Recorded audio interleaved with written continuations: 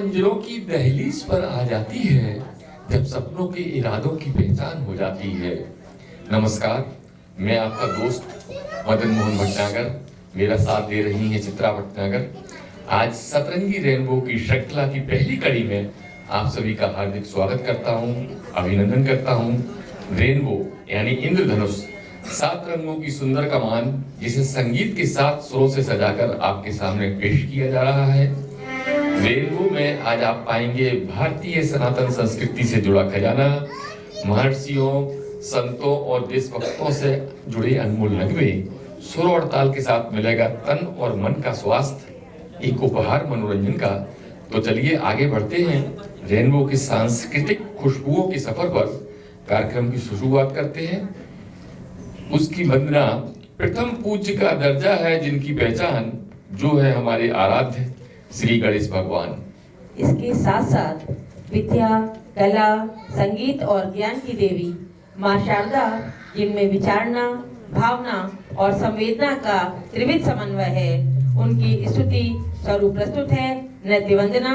मंच पर स्वर देने आ रही हैं काव्या मिस्त्री, श्रावणी विरारी और नृत्य करेंगी विधि ताटे।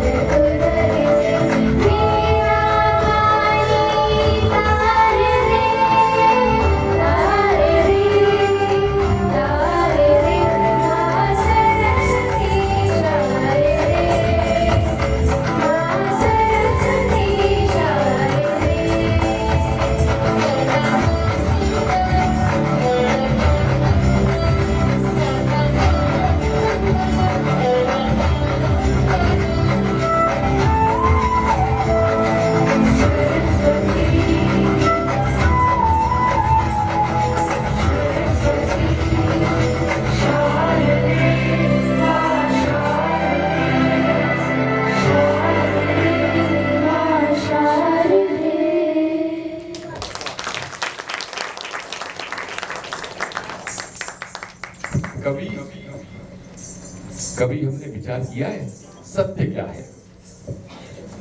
भय रहते हुए भी कोई तथ्य उजागर करना सत्य है। वास्तव में सत्य केवल निर्भयता का दूसरा नाम है, क्योंकि निर्भयता आत्मा का स्वभाव है और आत्मा तो परमात्मा है। अर्थात सत्य ही शिव है, सत्य ही सुंदर है। तो सुनते हैं सत्यम शिवम सुंदरम दीपमाला लटके से।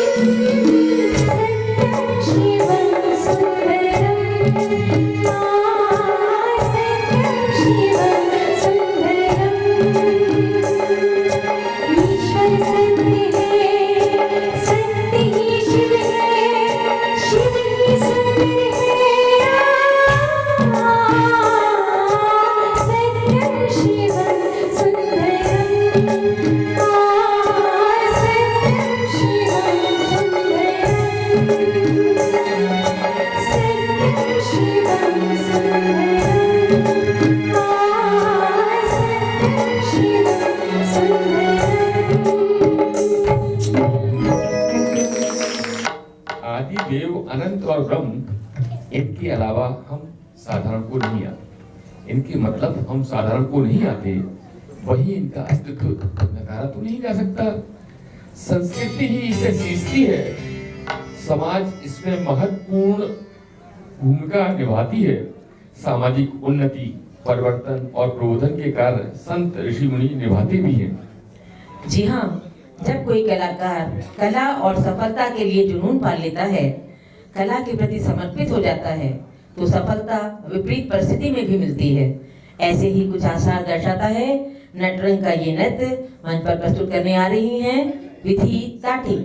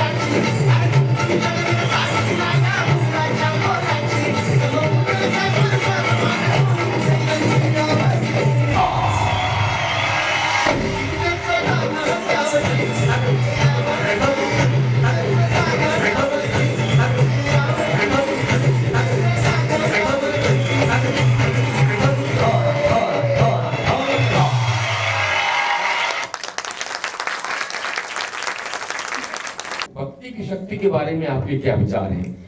हमारा महाराष्ट्र तो ईश्वरी शक्तियों, पर ब्रह्म भक्तों से भरा पड़ा हुआ है। दूर क्यों जाते हैं, पंढरपुर को ही लें। वहाँ संत नामदेव, संत जोखोबा, संत तुकाराम, पुंडलीक, दामाजी के तमाम संस्मरण मिलते हैं। मैं सभी को बता दूं, पुंडलीक के हृदय परिवर्तन के बाद कहा जाता है भक्त पुंडलीक अपने माँ बाप की सेवा कर रहे थे, उसी समय उनकी परीक्षा लेने विट्ठल जी आ गए।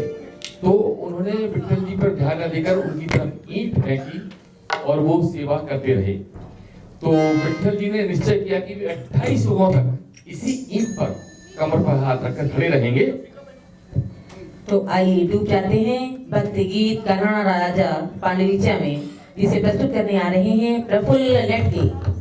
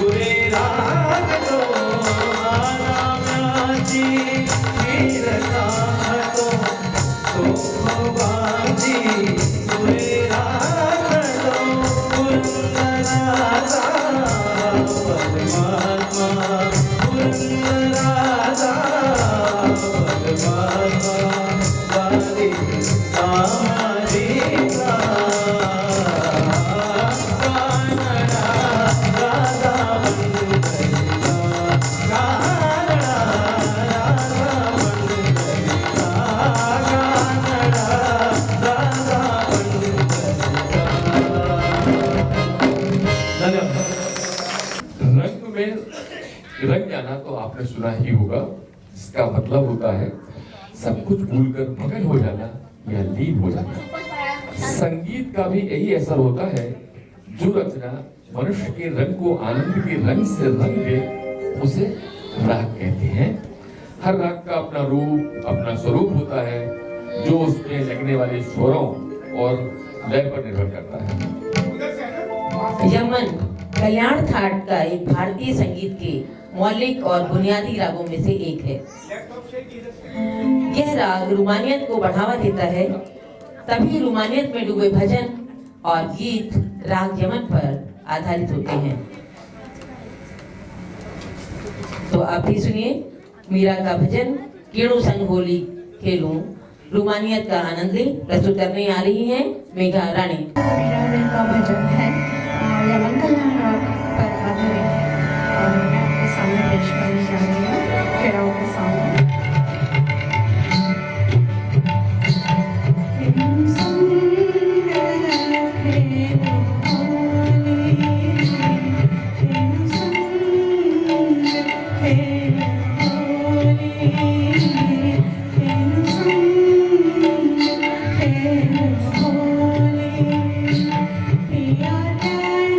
Yeah.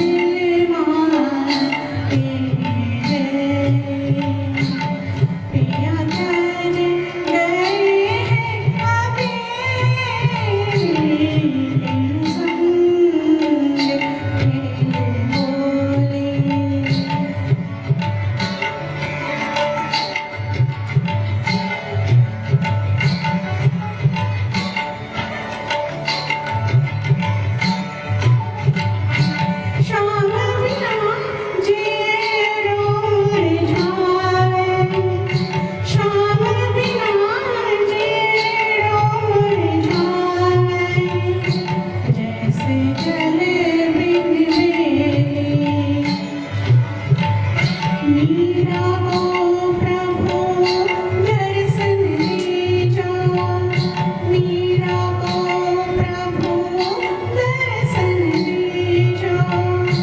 मैं तो जन्म जन्म कीजे दर्श बिना खड़े थे। पिया त्याज गए हैं अकेले, सुन फिर भोले। Thank you.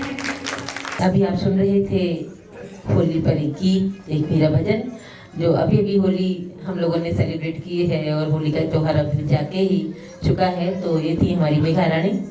हाँ, आगे चित्रा जी, भगवान कृष्ण जिन्होंने गीता देकर हमें जीने की कला का उपहार दिया, उनके लिए रेडियो मंच पर कोई तो गीत होगा। जी हाँ, आपने सही कहा। कृष्ण ने अपने जीवन को दूसरों के लिए समर्पित किया। कृष्ण कभी अपने लिए नहीं जिए। तो मंच पर प्रेमचंद साहू जी को बुलाते हैं और कन्हैया का ये संदेश जो उन्होंने भेजा है, सुदामा की गुहार से भरा ये गीत हम सुनते हैं प्रेमचंद साहू जी की आवाज में। शायद लाइव है ये जो प्रस्तुति है। जोरदार तालियों से स्वागत करें प्रेमचंद साहू जी का।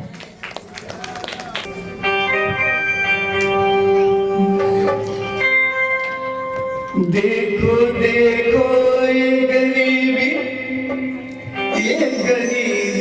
का हाल, कृष्ण के दर पे ये विश्वास लेके आया हूँ। मेरे बचपन का यार है मेरा श्याम, यही सोच के मैं आस करके आया हूँ। अरे द्वारपालो कन्हैया से कह दो, अरे द्वारपालो उस कन्हैया से कह दो कि दर पे सुदामा गरीब आ गया है, कि दर पे सुदामा गरीब आ गया है।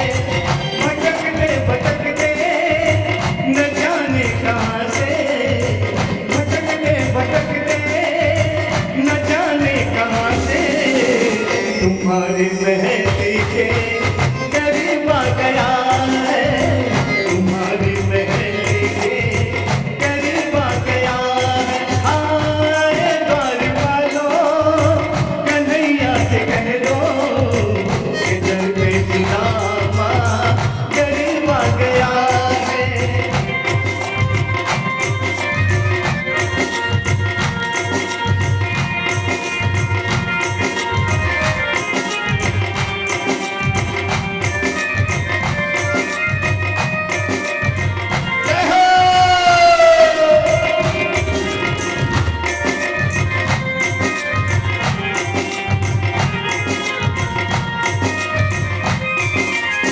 नजर पे है पगड़ी, नजर पे है जामा, बता दो कन्हैया को नाम है सुदामा हो, बता दो कन्हैया को नाम है सुदामा। नजर पे है पगड़ी, नजर पे है जामा, बता दो कन्हैया को नाम है सुदामा हो, बता दो कन्हैया को नाम है सुदामा। बस के बाद मोहन से जा करके कह दो, बस एक बार मोहन से जा करके कह दो कि सुन ले सुदामा गरीब आ गया है, इधर पे सुदामा गरीब आ गया। आए द्वारपालो कन्हैया से कह दो कि दर पे सुदामा गरीब आ गया है, इधर पे सुदामा गरीब आ गया है।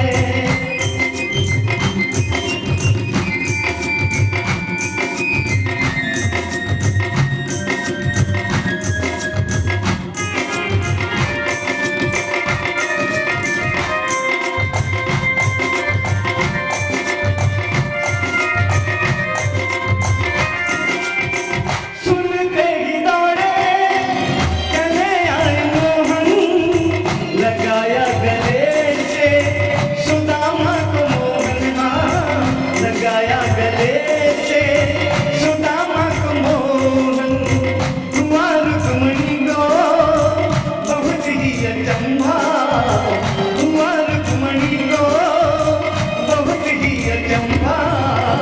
ये मेहमान कैसा अजमा गया है, ये मेहमान कैसा अजमा गया है। अरे द्वार वालों कन्हैया से कह दो इधर बेचनामा गरीब आ गया है, इधर बेचनामा गरीब आ गया है।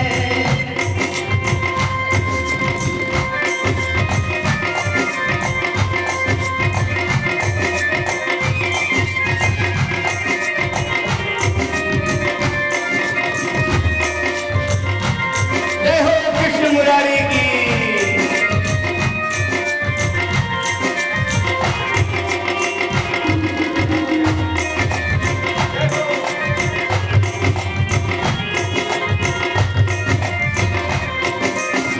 बराबर में अपने सुदामा बिठाए, चरण आंखों से शाम में धुलाए। हाँ, चरण आंखों से प्रभु ने धुलाए। न घबराओ प्यारे जरा तुम सुदामा, न घबराओ प्यारे जरा तुम सुदामा। खुशी का समा तेरे करीब आ गया है, खुशी का समा ये करीब आ गया।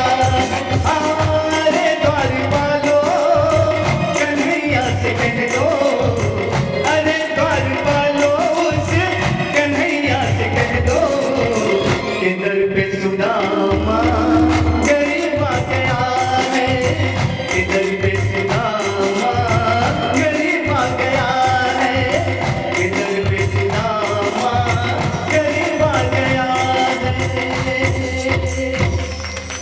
Thank you. तराना हिंदुस्तानी शास्त्रीय संगीत के अंतर्गत आने वाली एक गायन शैली है। हाँ, इसमें कुछ अरबी शब्दों जैसे ना, धीर धीर, ना, तर, तुम, तुन, धीरे आदि को किसी राग विशेष में गाया जाता है। इनमें ताल का बहुत महत्व होता है, तभी तबले का प्रयोग भी किया जाता है। संगीत सम्राट तानसेन ने भी कई रागों में इसकी बंदिशें बनाई हैं, तो ऐसी ही एक बंदिश लेकर आ रहे हैं। तराना यदि सितार पर हो तो बात कुछ और ही हो जाती है, और तराने पर नृत्य देखते ही बनता है। तो पंडित रविशंकर की सितार से उठे तराने पर नृत्य लेकर मंच पर प्रस्तुति देने आ रहे हैं मनीषा डांस एकेडमी के कलाकार।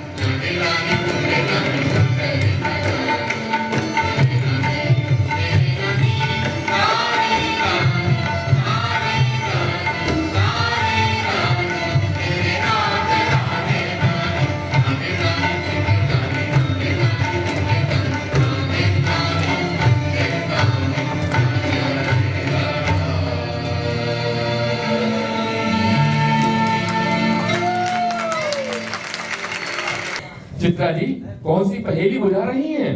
कोई पहेली नहीं, मैं तो बता रही हूँ राग गिरवानी पर आधारित गाना। एक राधा एक मीरा जो मंच पर आपके सामने लेकर आ रही हैं, सेजल व्यास।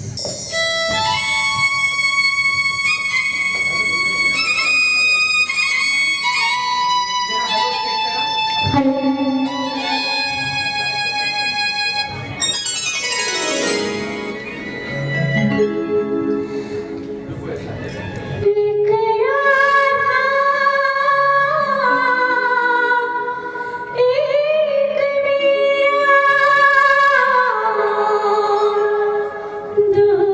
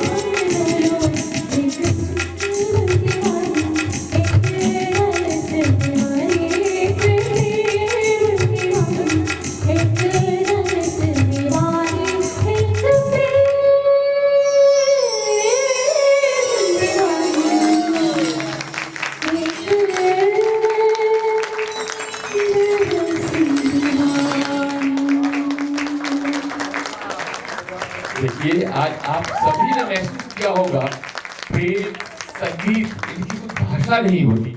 हमारी सेजल व्यास बेटे को कुछ दिखाई नहीं देता, लेकिन उसके अंदर जो प्रतिभा है आज आपने देखा होगा, उसको हम दिल से महसूस कर सकते हैं। भाषा की जरूरत नहीं, कभी नहीं पड़ती। बहुत सुंदर सेजल बेटे। Thank you so much. 1960 में नौशाद ने अपना संगीत देकर कोहिनूर फिल्म में हिट शास्त्रीय नृत्य गीत दिया था। यह गाना रात्रिकालीन हिंदुस्तानी शास्त्रीय राग अमीर पर आधारित था। तो आज रेडियो मंच पर सीने में संगीत का तूफान लिए नन्हे से मोक्ष कटारिया सुनाने आ रहे हैं मधुबन में राधिका नाचे रे। ये हमारे बहुत ही अजीज कलाकार हैं जो लगभग मैं समझती हूँ 5 से ज्यादा साल पहले से ही गा रहे हैं। अभी आपकी उम्र क्या है बेटा? 11 साल। ये 11वें साल में चल रहे हैं, शायद 10 साल पूरे हुए हैं। और 5 साल से तो मैं ही जानती हूँ उनको गाते हुए, और शायद उससे पहले से। कितने साल से गा रहे हैं आप? 5 साल से। 5 साल की उम्र से गा रहे हैं ये। तो जोरदार तालियां हमारे इस कलाकार के लिए। सुनते हैं मोक्ष कटारिया को।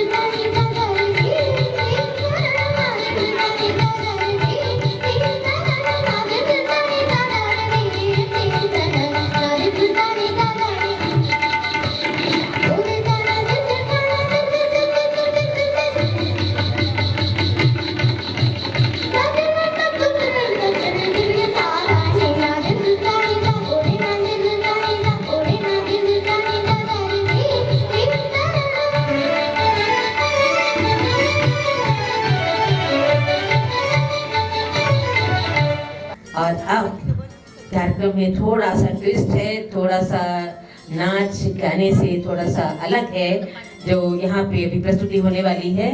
तो आज हमारी सबसे बड़ी समस्या है, हमारी बात सुनने के लिए किसी के पास वक्त नहीं है, हम अपने मन की बात किसी से शेयर नहीं कर सकते। तो जिंदगी को छूकर अपने एहसासों को, अपनी फील को, यानी जो हम पर गुजरे हूबहू अल्फाजों में उतार कर परोसना शायरी है। तो चलिए सुनते हैं साहित्य फिल्म जगत के क्षेत्र में सबसे ज्यादा राष्ट्रीय अंतर्राष्ट्रीय पुरस्कारों से सम्मानित गुलजार की कुछ नज़्में जो लेकर आ रहे हैं मदन मोहन भटनागर जी।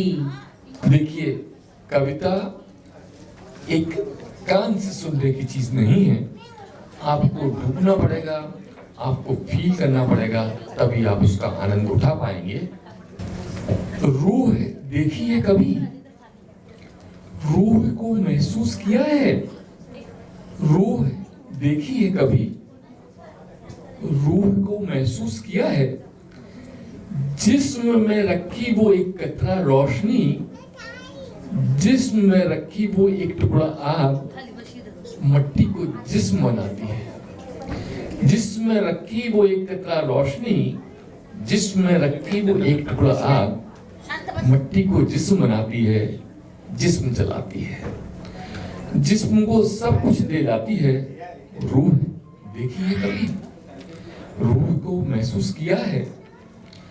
जिस्म 100 बार जले, जिस्म 100 बार जले तब भी वह मिट्टी का ढेला, जिस्म 100 बार जले तब भी वह मिट्टी का ढेला। रूह एक बार जलेगी तो कुंदन होगी। रूह देखी है कभी, रूह को महसूस किया है? ये गुलजार की रूह पे उन्होंने अपना कहा था। अब एक अगली छोटी सी नज्म मैं बताता हूँ जो एक सत्य है, मौत। यह एक सत्य है और हमारी सनातन संस्कृति में इसको बड़ी अच्छी तरह से समझा गया। तो यहाँ पर देखते हैं हम उनको, देखिए, महसूस कीजिए। मौत तू एक कविता है, मौत तू एक कविता है, मुझसे एक नज्म बस एक नज्म का वादा है, मुझसे एक नज्म बस एक नज्म का वादा है, मिलेगी मुझको। डूबती नज्मों में जब दर्दों को नींद आने लगे, डूबती नज्मों में जब दर्दों को नींद आने लगे, जर्द सा चेहरा लिए चांद उफक तक पहुंचे, जर्द सा चेहरा लिए चांद उफक तक पहुंचे। उफक यानी क्षितिज, जहां पर धरती और आसमान मिलते हैं। दिन अभी पानी में हो, रात किनारे के करीब, ना अंधेरा हो ना उजाला हो, ना वो रात ना दिन। जिस्म जब खत्म हो और रूह को सांस आए, जिस्म जब खत्म हो और रूह को सांस आए, मुझसे एक नज्म का वादा है, मिलेगी मुझको। मुझसे एक नज्म का वादा है, मिलेगी मुझको।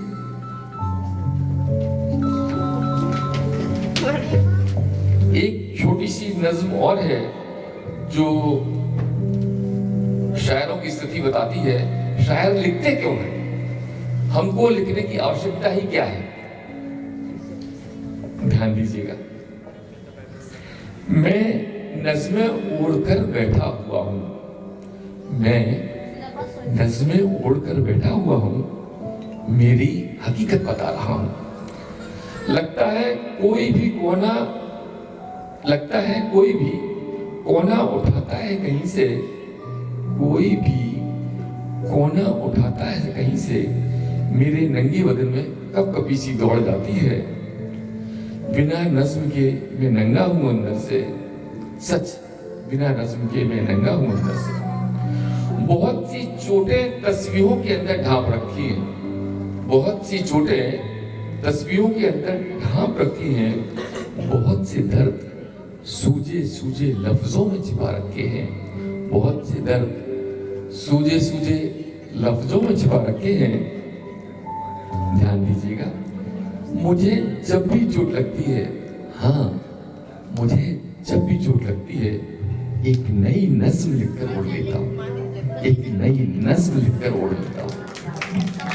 धन्यवाद। आप लोगों ने बहुत अच्छी तरह सुना। क्या बात है, आपने तो कार्यक्रम का रंग ही बदल दिया, रूप ही, माहौल ही बदल दिया। तो ये संजीदा सा जो माहौल अभी प्रस्तुत हो रहा था,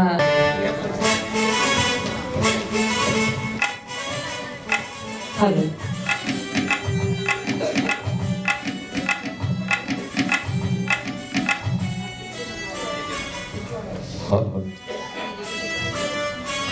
आप लोग चाय वाय पी के चार्ज हो गए होंगे, तो अब हम अपना जो आगे का कार्यक्रम है उसको शुरू करेंगे।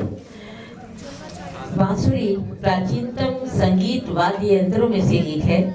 बांसुरी ने सारे यूरोप में स्थान बनाने के साथ साथ पूरब में भी अपनी पहचान बनाई।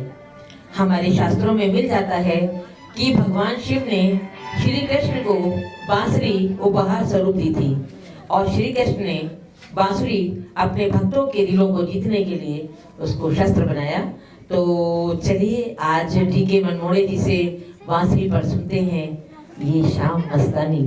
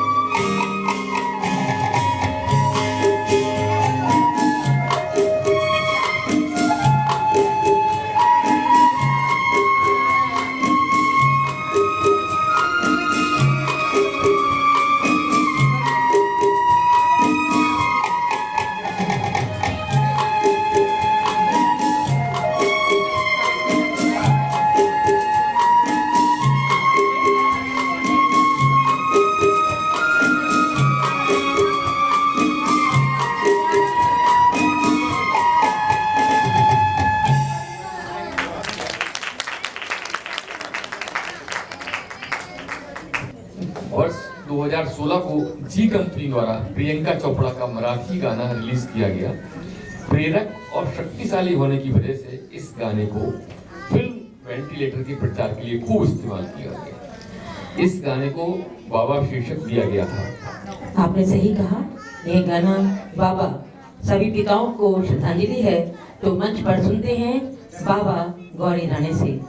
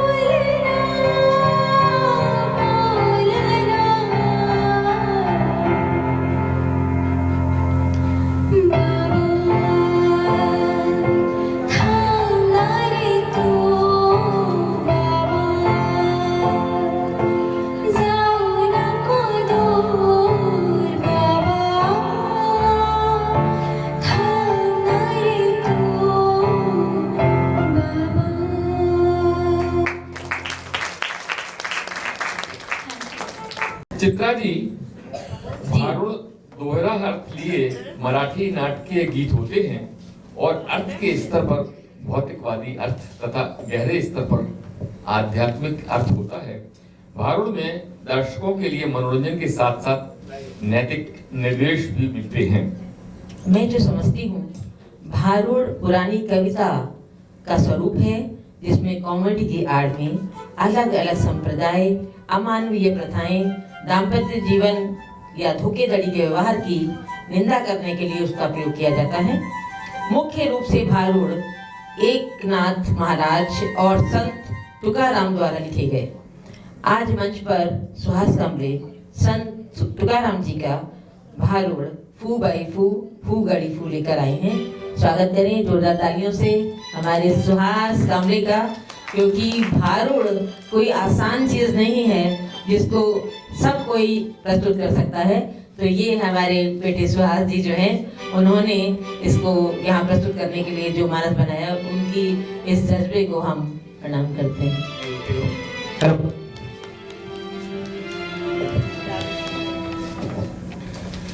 पुंडलिकावरने हरी विठ्ठल श्री ज्ञानदेव तुकाराम, बोला पंढरीनाथ महाराज की। भूबाई भूगडी धम्मदस काय माझ्या गोविंद तुर गोविंद। भूबाई भूगडी धम्मदस काय माझ्या गोविंद तुर गोविंद। आत पोकळ बाहेर पोकळ डोंबराचा वेळू, आत पोकळ बाहेर पोकळ डोंबराचा वेळू, आत पोकळ बाहेर पोकळ, आत पोकळ बाहेर पोकळ। तुम्ही म्हणाल पोकळ काय, तर पोकळ आहे हे जग,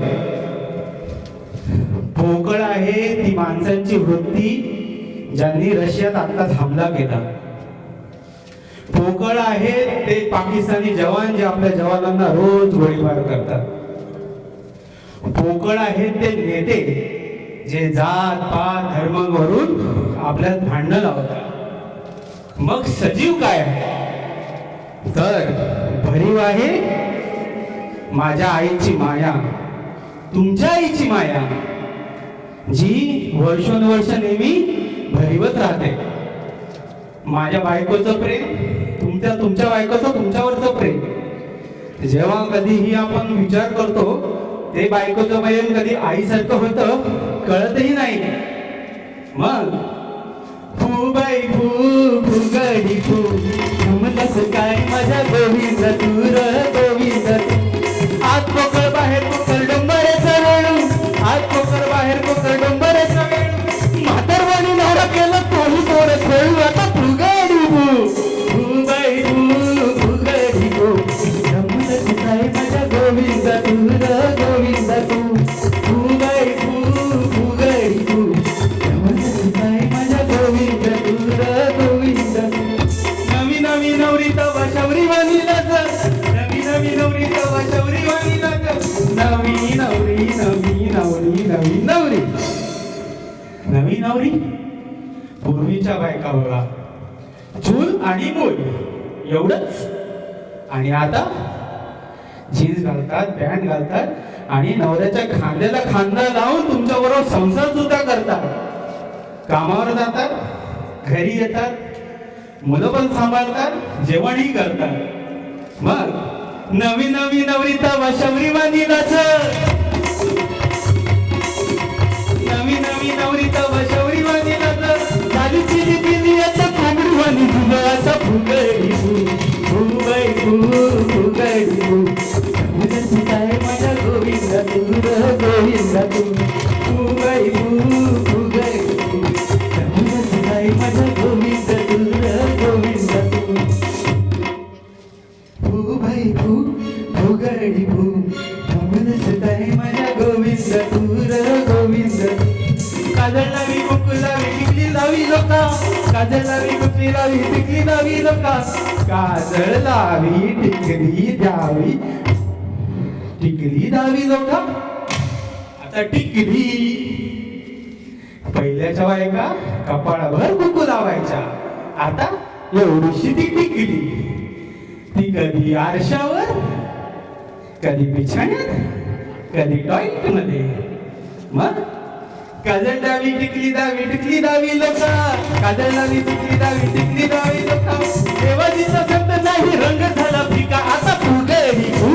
फूबाई फूगडी फू धम्मदस काय माझ्या गोविंद तुर गोविंद तू।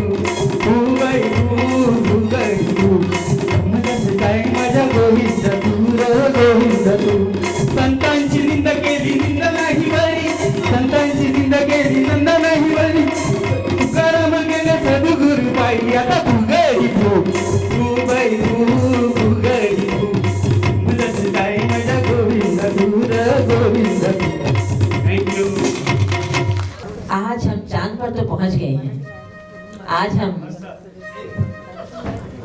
पर तो पहुंच गए हैं।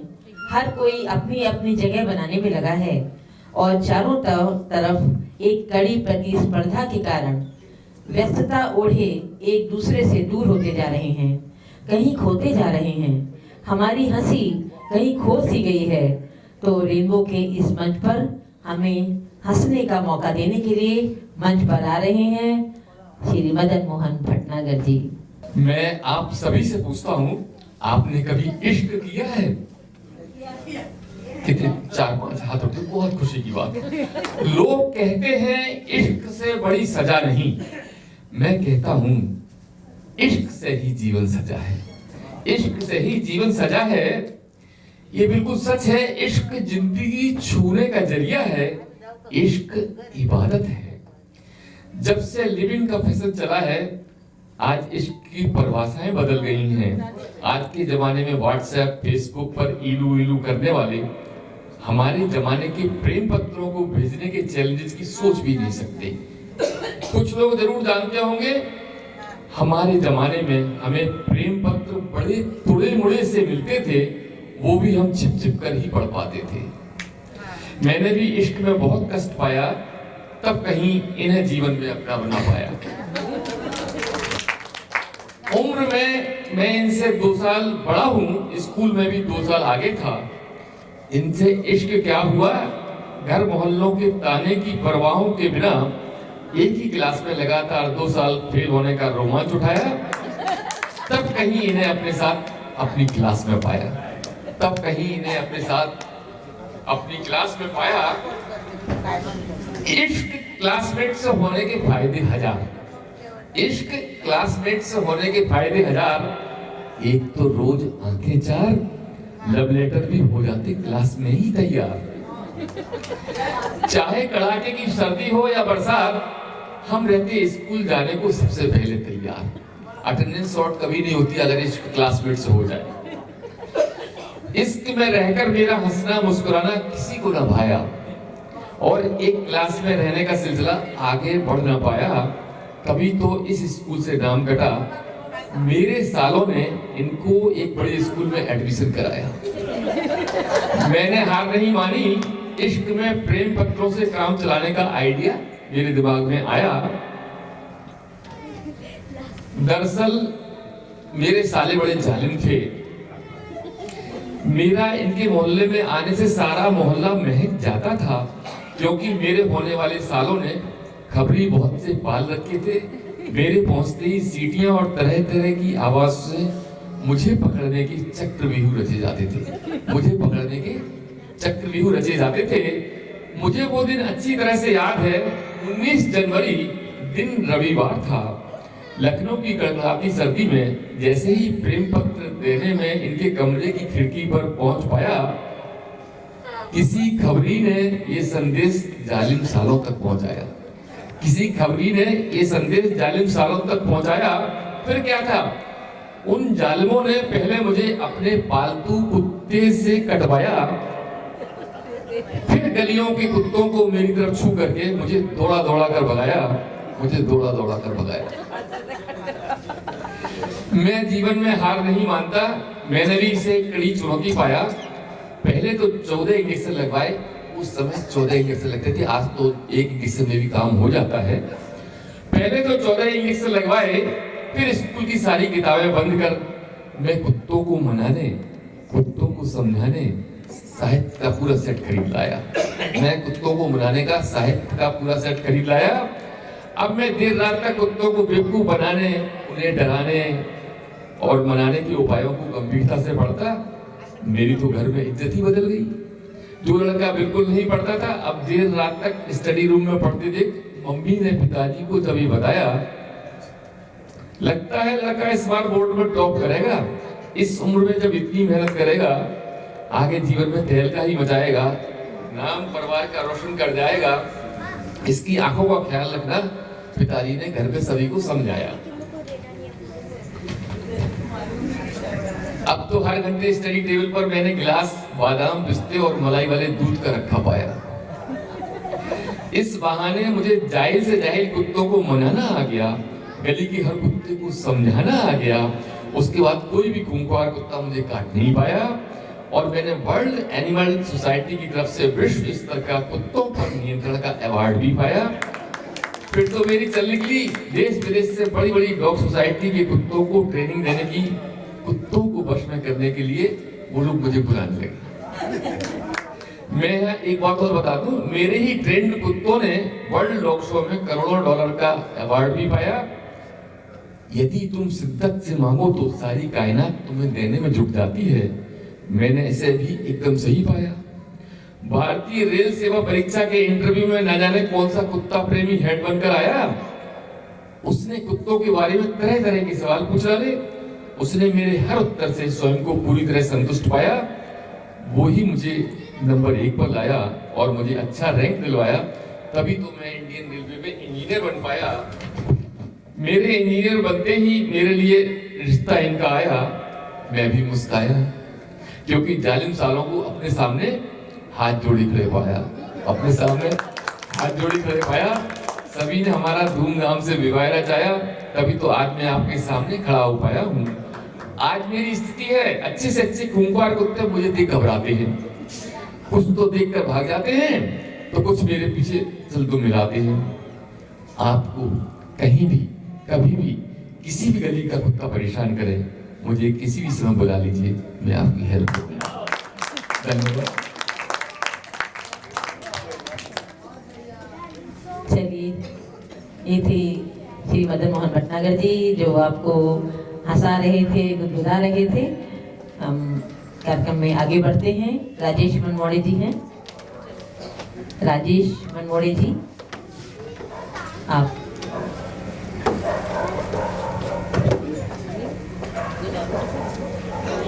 राजेश जी हैं? नहीं,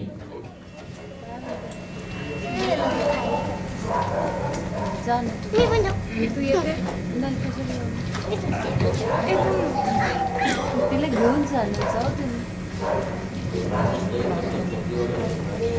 मैं जिसे ओढ़ता बिछाता हूँ वो गजल आपको सुनाता हूँ। मैं जिसे ओढ़ता बिछाता हूँ वो गजल आपको सुनाता हूँ।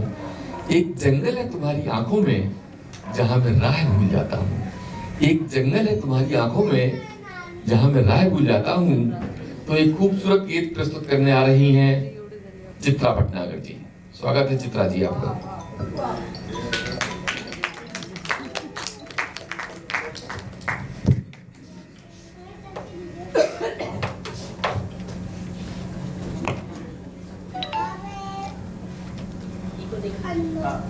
हेलो।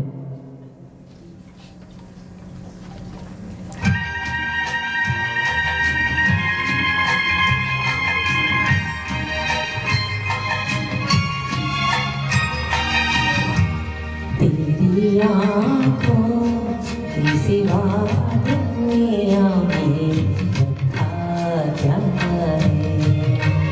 तेरी आँखों की सिवा दुनिया में रखा क्या है। ये उठे सुबह चले, ये झुके शाम डरे। मेरा जीना मेरा मरना इन्हीं पलकों के तले।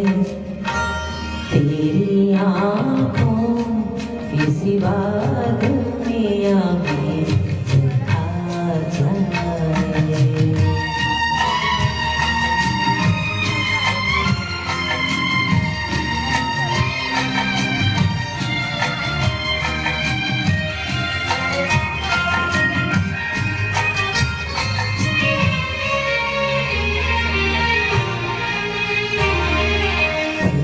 की गलियों में तेरे बहारों के रस्ते में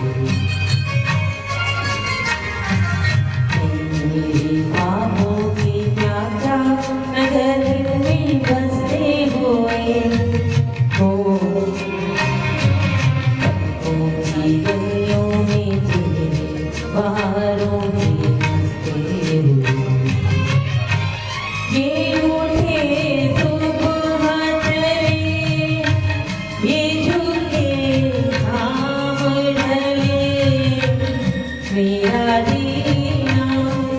मेरा मरना यहीं पलकों के तले, तेरी आँखों के सिवा दुनिया में रखा क्या है।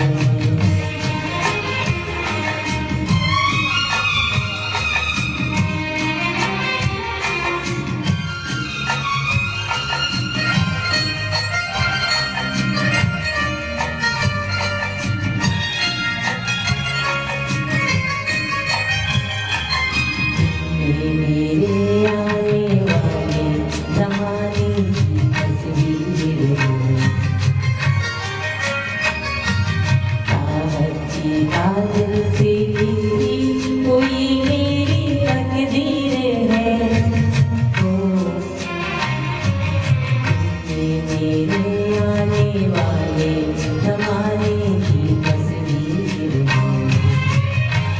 ये उठे सुबह चले, ये झुके शाम ढले, मेरा जीना मेरा मरना यहीं पलकों के तले, तेरी आँखों की सिवा दुनिया में रखा क्या है।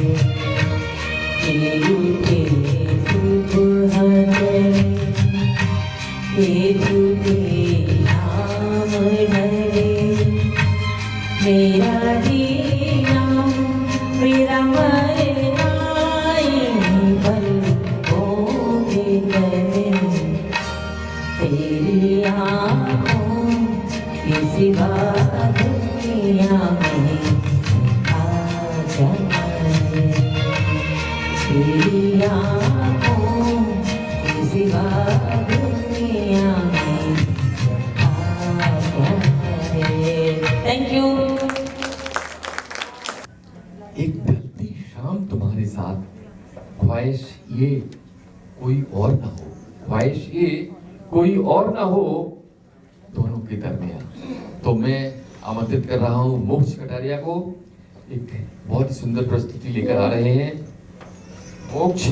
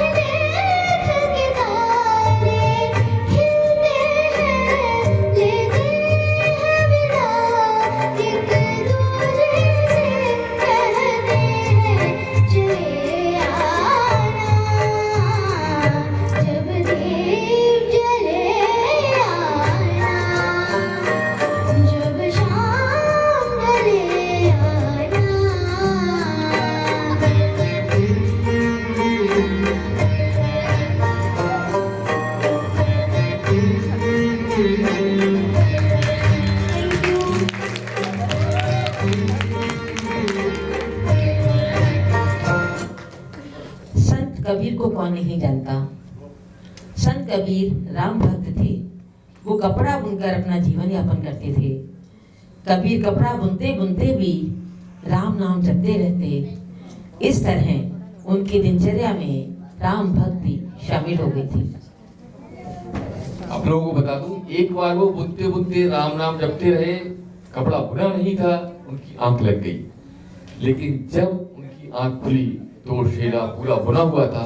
तब से वो उन्होंने गाने लगे, मेरे राम ने आकर मेरे शैले बुन दिए, मेरे राम ने आकर मेरे शैले बुन दिए।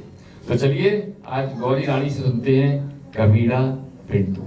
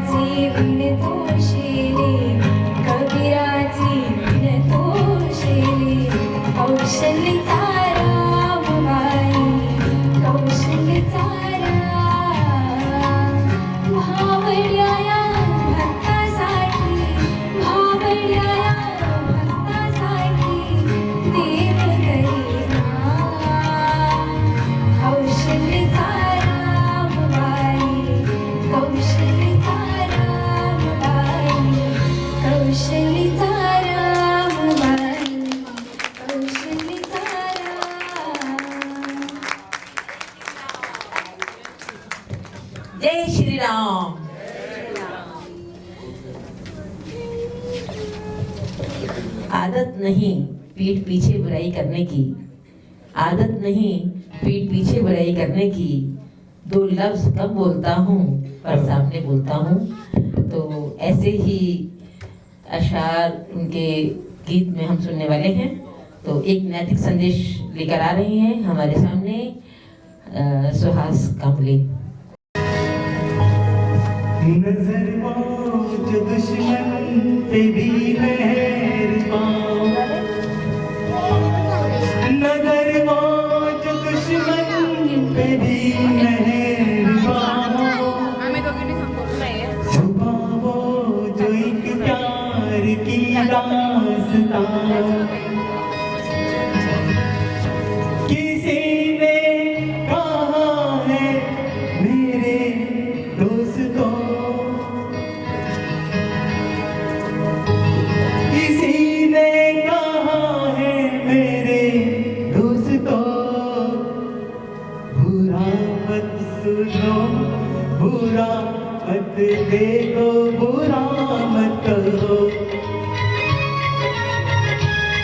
किसी ने कहा है मेरे दोस्तों, बुरा मत सुनो, बुरा मत देखो, बुरा मत कहो,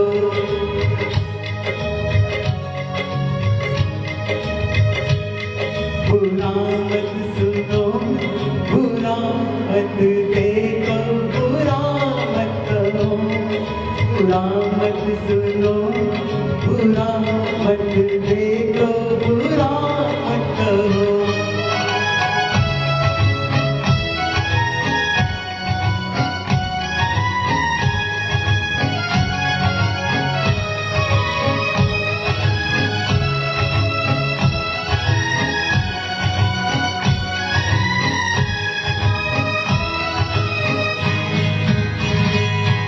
ज़माने में सब जिंदगी गुजारे, ज़माने में सब जिंदगी गुजारे, गुलिस्ता में रहती है जैसे बहारें, ये कहानी यही है, जिंदगानी यही है, ये कहानी यही है, जिंदगानी यही है, जियो आप औरों को भी जीने दो, बुरा मत सुनो, बुरा मत देखो, बुरा मत कहो, बुरा मत सुनो, बुरा मत देखो, बुरा मत कहो।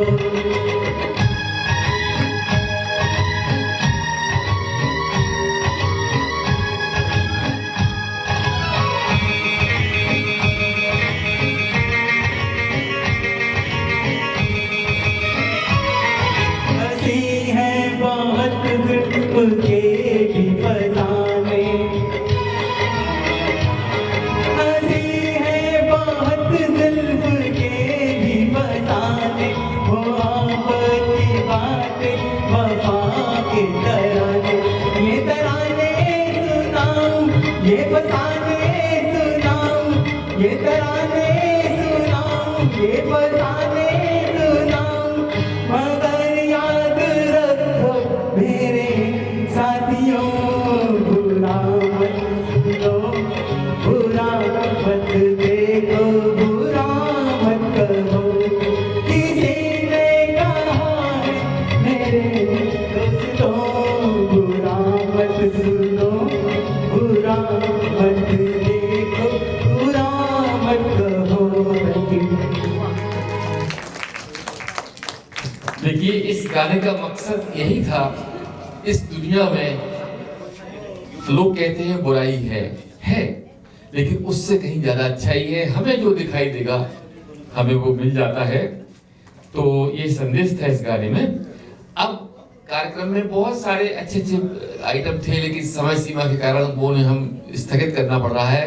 लेकिन अंत में अगर हम भगवान का सुमिरन ना करें तो कैसा हो, अच्छा नहीं लगेगा।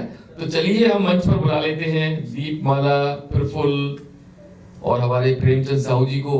तो एक हरे रामा हरे कृष्णा कुछ हो जाए। और एक बात अभी मैं यहाँ पे अनाउंस करना चाहती हूँ, ये प्रोग्राम के साथ हमारी रेनबो की अगली कड़ी म्यूज़िक ऑडिशन के साथ होगी, हिंदी और मराठी। अगर कोई रीजनल में देना चाहता है तो हम उसको वेलकम ही करेंगे।